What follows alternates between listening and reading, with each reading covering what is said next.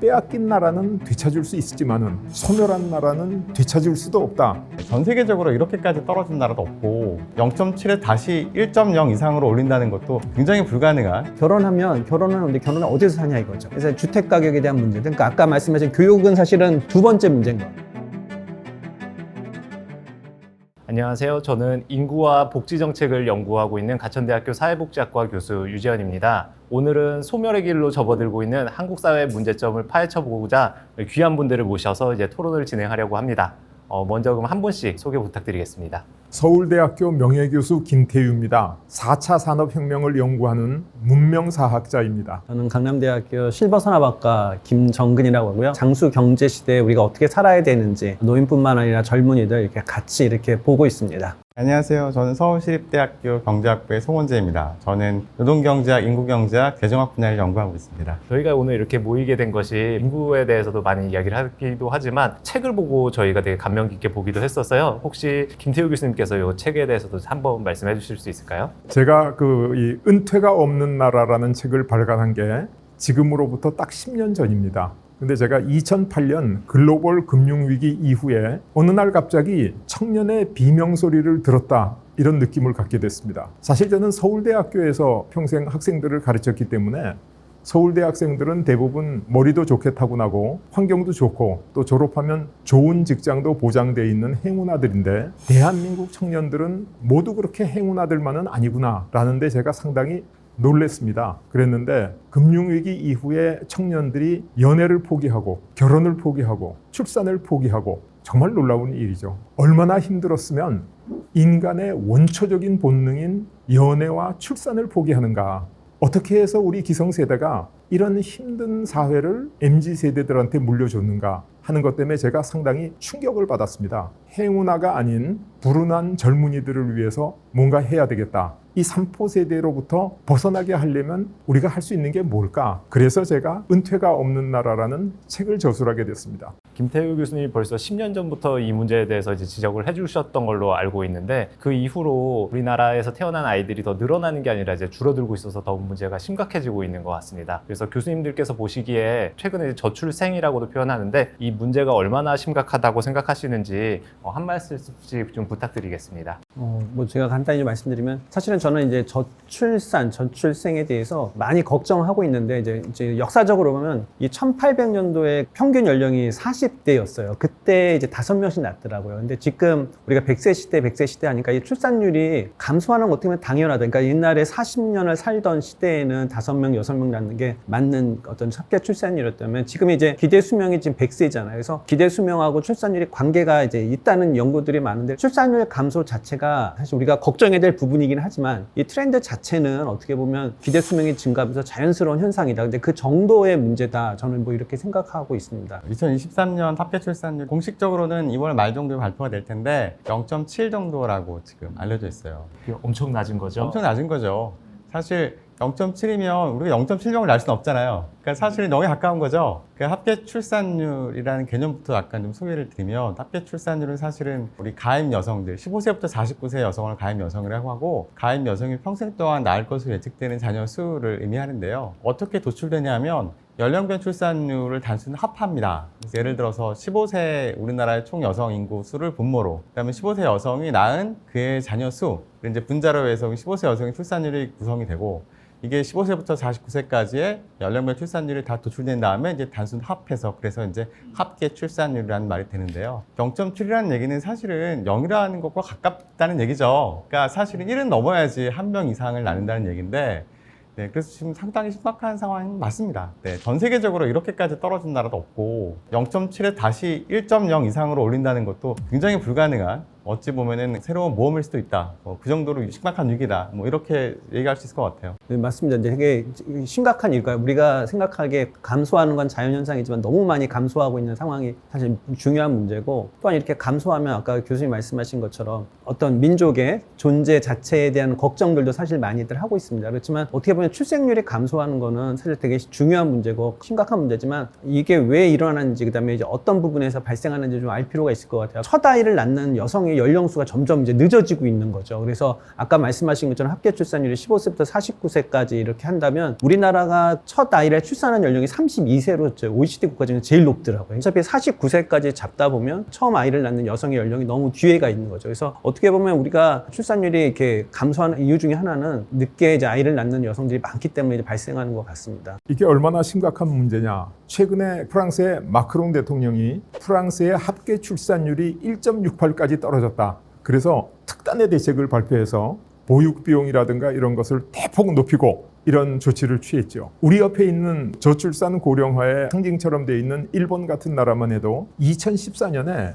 합계 출산율이 1.42로 떨어졌다는데 충격을 받아가지고 인구 1억 총활약 담당 장관이라는 장관직을 신설하고 최근에도 일본의 출산율이 1.26으로 떨어졌다 그래가지고 지금 아주 무상복지를 대폭 확대하고 다자녀 가정에는 대학 교육까지 전부 무상으로 하는 이런 대책을 발표하고 있지 않습니까? 그런데 우리나라 출산율은 송 교수님께서도 말씀하셨듯이 지금 0.7대로 떨어지고 있습니다. 그래서 서구 선진국에서 출산율이 0.7대로 떨어졌으면 국가 비상사태를 선포할 때까지 가지 않았을까? 그 정도로 심각한 문제가 아닌가 그런 생각이 들죠. 그래서 우리 한국인이 가지고 있는 3대 역사적인 트라우마가 임진왜란, 병자호란, 일제강점. 그런데 저는 빼앗긴 나라는 되찾을 수 있지만은 소멸한 나라는 되찾을 수도 없다라는 측면에서 지금 0.7대 초저출산율은 정말로 심각한 위기가 아닌가 그런 생각을 합니다.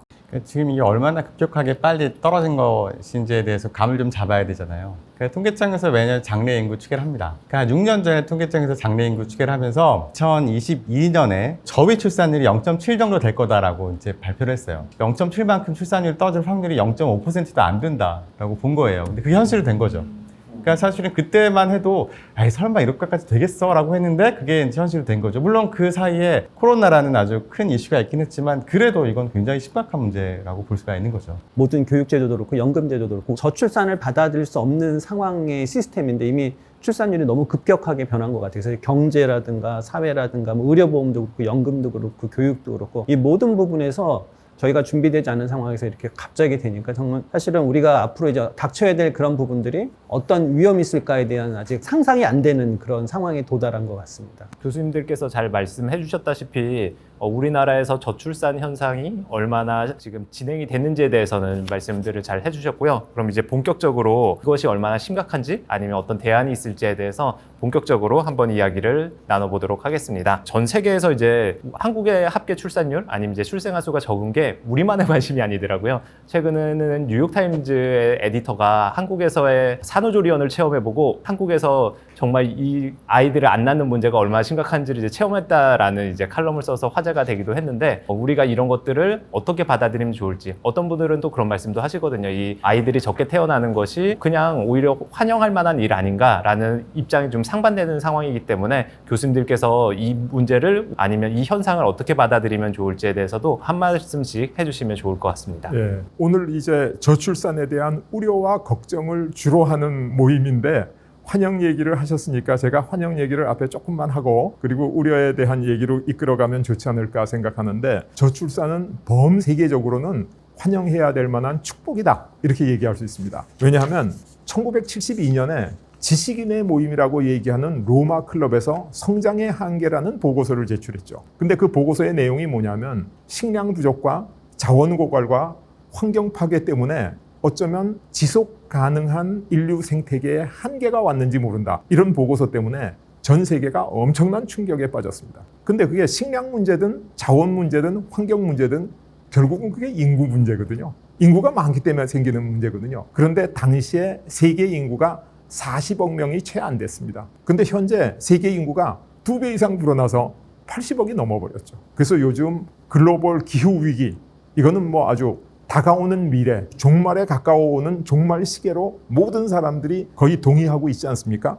그래서 이런 면에서 저출산이 인구를 줄여가지고 환경 파괴라든가 기후 변화라든가 이런 것을 지연시키거나 막을 수 있다면 이거는 좋은 인류 문명의 지속 가능성을 위한 축복이 아닌가 그렇게 생각을 합니다. 어떻게 보면 우리나라가 앞장서서 세계 인구가 증가하는 거를 막아주는 것 같기도 하네요. 네. 다른 분들께서도 다른 생각 가지고 계신 게 있을까요? 한 100년 정도 지나고 나면 축복이라는 얘기 나올 수 있겠지만 그 사이가 문제인 거죠 지금. 그러니까 갑자기 이렇게 인구가 주는 것이 왜 타노스가 이렇게 탁 해가지고 한꺼번에 모든 연령의 인구가 갑자기 줄어들면 축복일 거예요. 근데 그게 아니고 인구가 줄어드는 과정을 보면 적게 태어나고 사람들은 오래 살고 이런 과정에서 결과적으로는 일할 사람은 줄어들고 그다음에 이제 은퇴한 사람들을 부양을 해야 되잖아요. 그러니까 일하는 사람들 입장에서는 너무 힘든 상황이 지속이 되다 보니 그러니까 더 아이를 안 낳게 되고 뭐 이런 악순환이 막 생긴단 말이죠.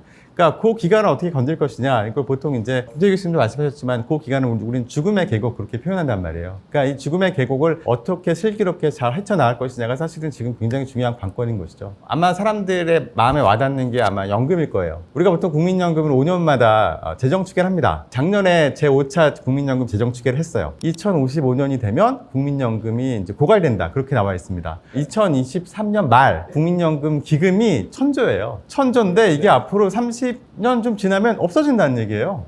네, 그 얘기는 뭐냐면 이제 국민연금을 보험료를 납부하는 사람들은 점점 줄어들고 국민연금을 받아가는 사람들은 점점 늘어나니까 이렇게 이 상태로는 유지가 안 된다는 거죠. 그러면 이게 유지하려면 방법은 하나밖에 없어요. 보험료를 더 많이 내야 돼요. 국민연금 받아가시는 분들에게 국민연금을 조금 덜 들어야 됩니다. 근데 지금 연금소득 이외에는 아무것도 없는 은퇴자들에게 이제 국민연금 고갈이 이제 가까이 오고 있으니까 우리 연금 재정을 위해서 또 젊은 사람들을 위해서 좀 조금만 받아가세요라고 말씀드리면 쉽게 받아들이시겠어요? 어렵죠. 마찬가지로 우리 연금이 고갈되고 있으니까 우리 청년 여러분 보험료 좀 많이 내주세요라고 하면 청년들이 가만히 있겠어요? 반발하죠. 그러니까 이 문제를 과연 어떻게 풀 것이냐. 굉장히 어려운 문제죠. 죽음의 계곡이라는 게 되게 와닿는데 그거를 우리가 피할 수는 없는 상황인 건가요? 이제 닥친다고 보고 그걸 대비를 해야 되는 건지. 이걸 해결할 수 있는 방법은 두 가지예요. 아이를 많이 낳아서 출산율을 반등시키거나 그게 아니면 이 상태를 그대로 인정을 하고 뭔가 법이나 제도를 바꾸는 방법. 이 두 가지밖에 없는 거죠. 사실은 아이를 낳으면 아이가 이제 경제활동하기 전까지는 30년이 걸리고 그 기간은 부양비가 더 늘거든요. 저희가 고민을 해봐야 될 것 같아요. 그래서 제 근본적인 문제는 저는 그래서 사실 출산율을 높이긴 높여야 되지만 저출산의 그거와 같이 하나 봐야 될 게 고령화라고 생각해요. 사실은 우리가 저출산 고령 사회 항상 붙어서 얘기하는 이유가 출산율이 감소하면 무슨 문제냐. 상대적으로 노인 인구가 증가해서 부양해야 될 인구가 증가한다는 얘기잖아요. 이게 되게 심각한 문제고 이것 때문에 말씀하신 그런 여러 가지 사회적인 문제가 생기는데 이거와 동시에 우리가 지금 당장 출산율을 높인다 하더라도 증가하는 이 노인들의 숫자 이 부분들을 어떻게 할 것인가에 대한 부분들을 우리가 고민해 봐야 될 것 같아요. 그래서 저희가 되게 중요한 이슈인 저출산 문제를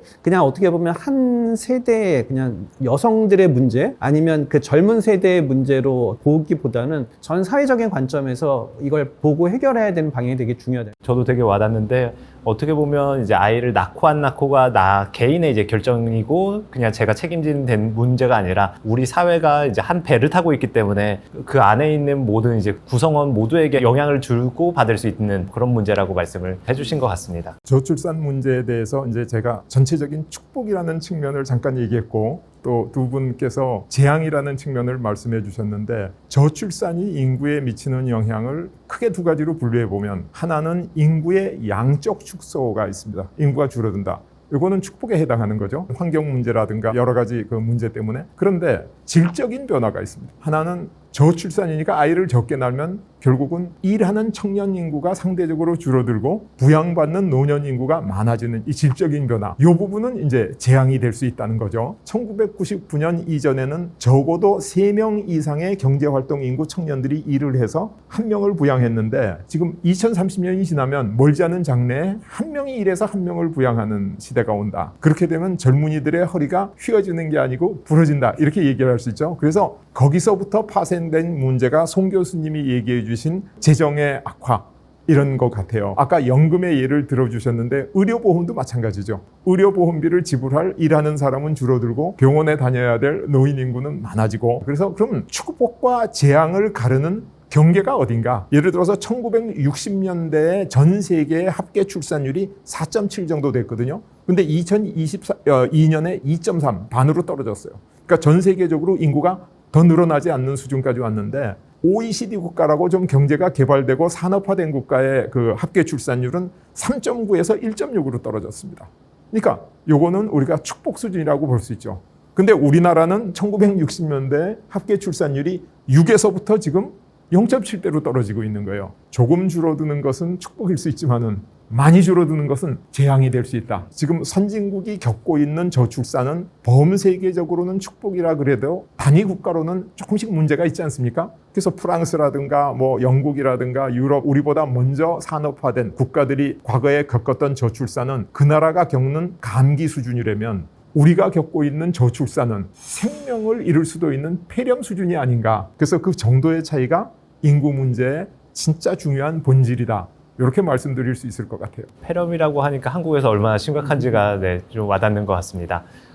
교수님께서도 이제 재정도 그렇고 의료적인 측면에서도 우리나라의 현재 저출생 현상이 지속된 경우 어떤 일이 생길지에 대해서 이제 말씀도 해주시긴 했는데 혹시 추가로 이 저출생 현상이 계속 지속되면 한국에 또 다르게 발생할 수 있는 긍정적일 수도 있고요, 부정적일 수 있는 그런 측면들이 있을까요? 저는 이제 긍정적인 부분을 먼저 말씀을 좀 드리려고 합니다. 왜냐면 이제 사실은 저출생, 우리 사회가 선택한 문제잖아요. 그래서 그 개인이 선택한 문제인데 우리가 어떻게 받아들이냐에 대한 부분이 되게 중요한 것 같아서 출생률이 감소하고 인구가 감소하면서 옛날엔 생각하지 않은 부분, 예를 들어서 뭐 65세에 있는 어르신들이나 우리가 어르신들이라는 그런 분들도 너무 건강하니까 더 일할 수 있겠네 이런 생각할 수도 있는 거고요. 그 다음에 이제 우리가 생각하는 여성들, 옛날에는 여성들이 경제활동을 안 하는 경우가 되게 많았고 많은 여성들이 아이를 키우다 보면 집에서 쉬는 여성들이 많아서 우리 격려 단절 여성들이 되게 많잖아요. 이제 그런 부분들도 이제 우리가 활용할 수 있는 인력들이 많다라는 걸 발견하고 우리가 그동안 보지 못했던 자원들을 다시 한번 보게 되고 이분들이 어떻게 하면 우리 사회에서 다시 가치 있는 자로서 살아갈 수 있을까에 대한 고민들을 같이 할 수 있다면 저는 어떻게 보면 긍정적인 부분인 것 같고 이런 기회에 우리가 어떤 사회적인 시스템, 제도, 어떤 이런 부분들도 아까 연금 얘기도 하셨는데 꼭 우리가 65세에 은퇴하는 게 아니라 뭐 60세 은퇴가 아니라 좀 더 일할 수 있으면 더 일해서 연금도 늦게 받는 대신 나중에 더 많이 받게 하거나 3시까지 일하고 3시 이후에는 아이를 돌볼 수 있는 이런 것들 과거에는 하지 못했던 새로운 일자리 형태라든가 그런 부분들이 이제 우리 사회에 좀 새롭게 나타나지 않을까. 저는 그래서 오히려 우리 사회를 더 이제 과거의 어떤 전통적인 사회, 어떤 경직적인 사회, 좀 이렇게 좀 다이나믹하게 좀 변화되지 않을까. 저는 그것도 하나의 사회 혁신이라고 생각하거든요. 이런 변화들의 긍정적인 부분들을 좀 갖고 오지 않을까 생각합니다. 그냥 억지로 이제 긍정적인 얘기 하면 이렇게 하려고 할 수 있을 것 같은데 사실은 지금 암담한 게 더 크죠. 그러니까 재정을 좀 얘기해 볼게요. 그래서 정부의 재정은 보통 일반 회계하고 기금 회계로 구분이 됩니다. 그래서 국민연금 같은 거는 기금 회계예요. 그래서 따로 주머니를 찹니다. 근데 아까 제가 이제 국민연금에 대한 얘기를 했었고 일반 회계는 우리가 내는 세금으로 충당이 돼요. 그런데 지금 점점 이제 돈 버는 사람이 줄어요. 재정 수요는 늘어나잖아요. 복지 수요가 늘어나고. 그러면 방법은 하나밖에 없어요. 더 많은 세금을 걷어야 돼요. 네. 그러면 무슨 일이 발생할 것 같냐? 세금을 많이 내는 사람들은 보통 돈을 많이 버는 사람들이죠. 돈을 많이 버는 사람들은 사실 능력이 뛰어난 사람들이에요. 이 사람들이 그럼 대한민국에 살면서 점점 세금 부담이 올라가면 어떤 결정을 할까요? 아마 이민 갈 거예요. 그렇죠. 두뇌 유출 현상이 발생할 거예요. 그러니까 점점점 우리나라는 더 힘들어지는 거죠. 장밋빛 미래를 전망하기에는 사실은 지금 현상은 굉장히 암울한 상황이다. 그렇게 말씀드릴 수 있을 것 같고요. 그다음에 아까 김정은 교수님께서 이제 이게 저출산 현상이 계속되지는 않지 않겠냐. 다시 언젠가는 오르지 않겠냐라고 말씀해 주셨는데 근데 저는 그렇게 생각 안 합니다. 점점 가속화되면 됐지? 다시 올라갈 가능성은 거의 없다고 생각해요. 시간이 흐르면서 인류 경제를 성장을 했습니다. 그 사람들의 소득이 늘었다는 얘기예요. 그 사람들의 소득이 늘면 어찌 보면은 자녀를 키우면서 기쁘죠. 부모 입장에서는. 그러니까 부모 입장에서는 자녀도 하나의 제어로 인식할 수가 있어요. 돈을 많이 벌다 보면 그러니까 효용이 늘어나니까 자녀도 많이 갖고 싶어요. 그렇지만 또 한편으로는 어떤 욕심이 드냐면 이 자녀들이 좀 건강하고 똑똑하고 예쁘고 그랬으면 좋겠어요. 그러니까 자녀의 질도 같이 생각한단 말이죠. 그래서 사람들의 돈이 좀 더 많이 벌어지면 질적으로 아주 뛰어난 자녀들이 많이 낳고 싶을 겁니다. 네. 근데 그래서 보면 사우디 같은 나라 보면 왕자들 굉장히 많잖아요. 그러니까 돈이 많으면 그게 돼요. 그런데 문제는 뭐냐면 우리들은 소득이 늘긴 했지만 그렇게 많이 늘진 않았단 말이죠. 자녀는 다른 재와 좀 구별됩니다. 우리가 보통 자동차를 한 2대 산다고 해볼게요. 한 가구에서. 그러면 첫 번째 차는 좀 고급 세단의 새 차를 살 수 있을 거예요. 모든 가족이 같이 탈. 그다음에 두 번째 차는 세컨카라 그래서 좀 뭐 출퇴근용, 뭐 마트 왔다 갔다 하는 용으로 해서 저렴한 중고차를 살 유인이 분명히 있어요. 자녀는 그렇지 않다는 거죠. 모든 자녀가 다 예쁘고 똑똑하고 건강하길 바랍니다. 네. 그러니까 아이를 더 많이 낳고 싶어요. 그렇지만 더 많이 낳으면서 아이들이 점점 예전보다 더 좋은 자녀를 낳고 싶은 거죠. 근데 부모 입장에서는 소득이 뒤따라가느냐? 안 돼요. 네, 그러니까 어떤 결정을 하게 되냐면 부모는 선택을 해야 됩니다. 좀 자질이 떨어지지만 아이를 많이 낳을까? 아니면 조금 낳고 그 대신에 그 아이에게 열심히 투자를 해서 아주 훌륭한 아이를 낳을까? 그러니까 나보다는 내 자식이 좀 잘 되길 바라잖아요. 그러면 결과적으로 어떤 선택을 하게 되냐면 부모의 소득이 올라갈수록 자녀를 적게 낳으면서 그 아이에게 집중적으로 투자를 해서 나보다 더 훌륭한 자녀가 되기를 원하는 쪽으로 점점 더 갈 거란 말이죠. 그게 결과적으로 왜 선진국에서 OECD 국가에서 출산율이 더 떨어졌냐를 설명할 수 있는 얘기예요. 그러니까 부모 입장에서 정말 훌륭한 아이들을 키우는데 돈이 적게 들어야 돼요. 예. 그런 환경이 나오지 않는 이상 출산율이 다시 반등할까? 굉장히 어렵다고 생각합니다. 네. 청소년 인구가 줄어드니까 우리가 이제 사교육 시장이 망할 거란 얘기를 한 10년 전, 20년 전부터 했었거든요. 근데 최근에 통계들을 보면 애들은 적은데 오히려 사교육비가 더 늘어나고 그리고 1인당 쓰는 비용이 더 늘어난다고 하는데 이제 교수님 설명을 들으니까 이게 좀 더 이해가 되는 것 같습니다. 그러면 이제는 우리가 왜 이런 저출산 아니면 저출생이 발생하고 있는지 그런 이야기를 좀 해보면 좋을 것 같은데요. 우리가 이제 애 낳으면 이제 바보가 되는 나라라고 어떻게 보면 그런 표현도 쓰고 있는데 여기에 가장 큰 영향을 미치는 요인은 어떤 게 있다고 보시는가요? 뭐 직접적인 요인에 앞서서 좀 이 저출산의 근본 원인에 대해서 좀 문명사적인 말씀을 드리면 원래 인류는 적정한 자녀를 갖도록 프로그램되어 있는 생명체다 이렇게까지 이야기를 하거든요. 근데 농업사회에서 과거에 유아 사망률이 너무 높았어요. 그것도 평균 수명이 짧았어요. 그래서 산업혁명 이전에는 지구상의 어디에서도 평균 수명이 30대 중반을 넘어가는 지역이 없었습니다. 동서양을 다 막론하고 어린아이를 낳으면 많이 죽는다는 전제하에 인류가 필요 이상으로 아이를 많이 낳는 쪽으로 쭉 진화를 해온 것 같아요. 근데 산업혁명이 일어나고 백신이 개발돼가지고 유아 사망률이 대폭 낮아졌어요. 그러니까 과거의 농업사회에 낳던 만큼 아이를 낳으면 산업사회에서는 인구가 과잉될 수밖에는 없죠. 그래서 이게 인구 과잉의 가장 근본적인 이유인데 호모사피엔스가 그 적응 원리의 하나로 출산율을 줄였다라고 보는 것이 이제 문명사적인 해석입니다. 김태우 교수님이 문명사적인 관점에서 말씀해 주셨고요. 혹시 다른 분들께서도 다른 입장에서 좀 생각하시는 게 있을까요? 사실 우리가 이제 어떤 사회 문제를 볼 때 진짜 문제고 그러니까 어떤 현상이 있는 것 같아요. 저출산보다는 저출산이 왜 일어났는지 진짜 문제를 찾아보면 많은 분들이 얘기하기를 교육비에 대한 부담, 높은 주택 가격에 대한 결혼에 대한 회피 뭐 이런 것들이 있는 것 같아요. 프랑스도 그렇고 다른 나라들도 그렇고 이 출산율을 높이기 위해서 막 출산율 정책보다는 원인에 대한 관점을 많이 보는 것 같아요. 그래서 그걸 해결해야만 이 현상이 없어지는 거죠. 그래서 저는 이제 이런 의미에서 우리 사회가 그동안 생각하지 않았던 분들 중에서 이제 여성에 대한 문제들, 여성들에 대한 어떤 임금 격차, 여성들이 이제 아이를 낳고 나서 계속 일을 하도록 해야 되는데 너무 이제 격차가 심하다 보니까 일을 안 하게 되고 그 격차를 해소하기 위해서 더 이제 아이를 낳지 않고 계속 일을 해야만 하는 이런 상황들, 이런 부분들도 존재한다고 생각하고 있고요. 그래서 이제 우리나라가 이제 그 젠더 불평등이 그 지수가 OECD 국가들 보면 항상 상위 국가에 있어요. 그래서 이런 부분들도 우리나라의 그런 문제로 인해서 그 여성들이 아이를 낳지 않고 계속적으로 일을 해야만 하는 어떤 이런 문제들이 발생한다고 생각이 들고요.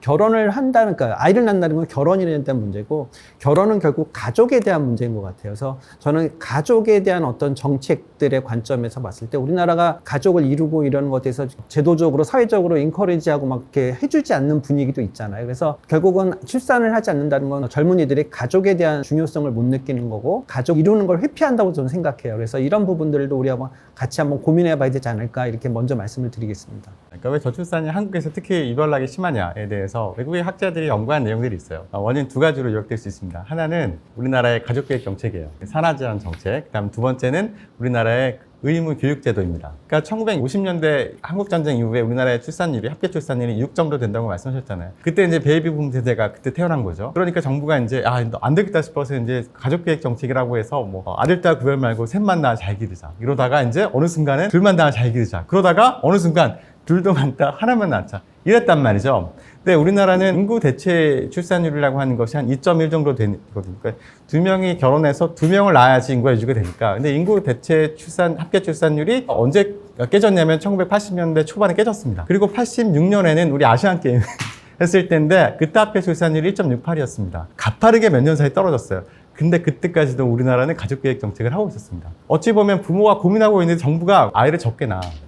아, 그래? 그럼 아이를 적게 낳아? 아이를 좀 더 많이 아이에게 투자하는 쪽으로 하면 되겠네. 뭐 그렇게 되다 보니까 그럼 아이를 많이 투자하려고 그러면 자녀가 많으면 안 되잖아요. 이제 그게 하나고, 두 번째는 한국전쟁 이후에 우리나라하고 브라질하고 합계 출산율이 되게 비슷했어요. 근데 우리나라는 지금 이렇게까지 떨어졌고 브라질은 아직 여기까지 가지 않았습니다. 거기에 중요하게 작동했던 것이 의무교육제도라고 해요. 그러니까 우리나라도 의무교육제도가 도입됐고 그다음 브라질도 같은 시대에 의무교육제도가 도입됐는데 우리나라 부모들은 열심히 따랐던 거죠. 근데 브라질은 아이들을 학교에 별로 안 보냈어요. 축구만 했나요? 그렇기도 할 것 같고, 그냥 땅이 워낙 넓다 보니까 거기는 플랜테이션 농업이 필요하고, 그러니까 아이들의 노동력이 필요했던 거죠.